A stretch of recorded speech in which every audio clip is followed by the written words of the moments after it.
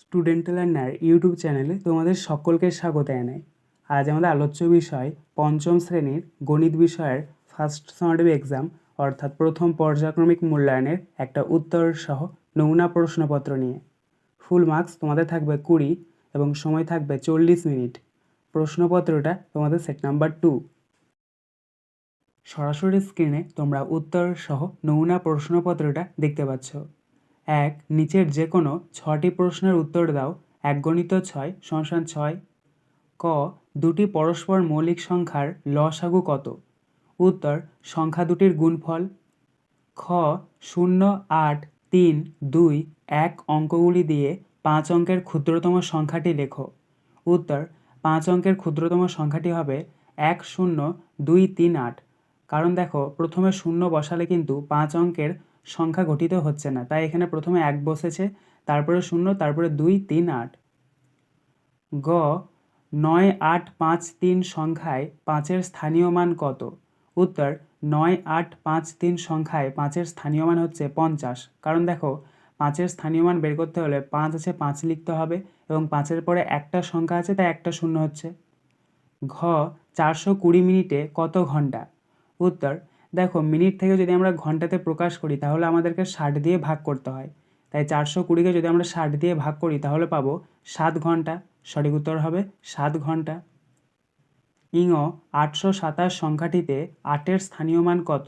উত্তর, 827 সংখ্যাটিতে 8-এর স্থানীয় মান হচ্ছে 8 এবং দেখো 8-এর পরে দুটো সংখ্যা রয়েছে, অর্থাৎ দুটো শূন্য, তার মানে হচ্ছে 800। চ, জোড় মৌলিক সংখ্যাটি লেখো। উত্তর, জোড় মৌলিক সংখ্যাটি হলো 2। ছ, একটি আয়তঘনের তল সংখ্যা কটি লেখো। উত্তর, 6টি।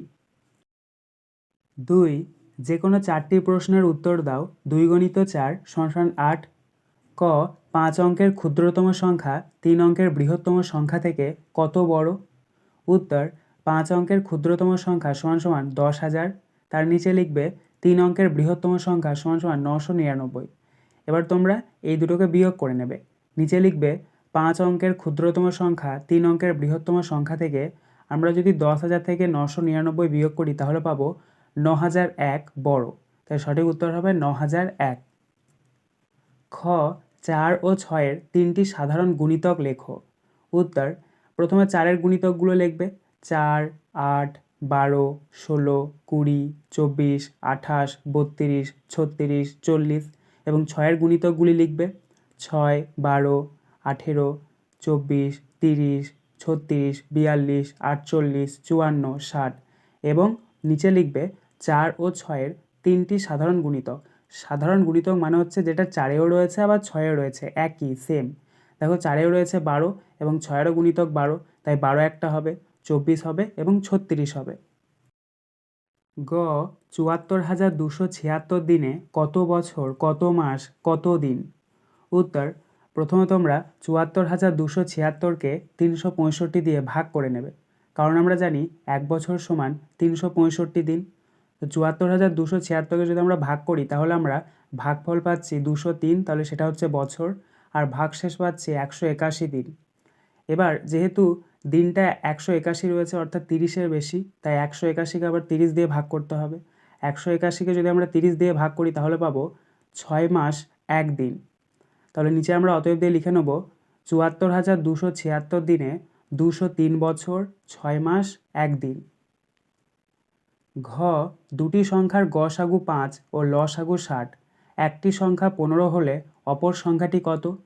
উত্তর, প্রথমে তোমরা লিখবে দুটি সংখ্যার গসাগু = 5, দুটি সংখ্যার লসাগু = 60, তার নিচে লিখবে একটি সংখ্যা = 15, তার নিচে লিখবে আমরা জানি গসাগু গণিত লসাগু = একটি সংখ্যা গণিত অপর সংখ্যা, এটা সূত্র।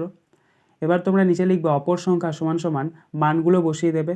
অপর সংখ্যা সমান হচ্ছে গসাগু গণিত লসাগু বাই একটি সংখ্যা।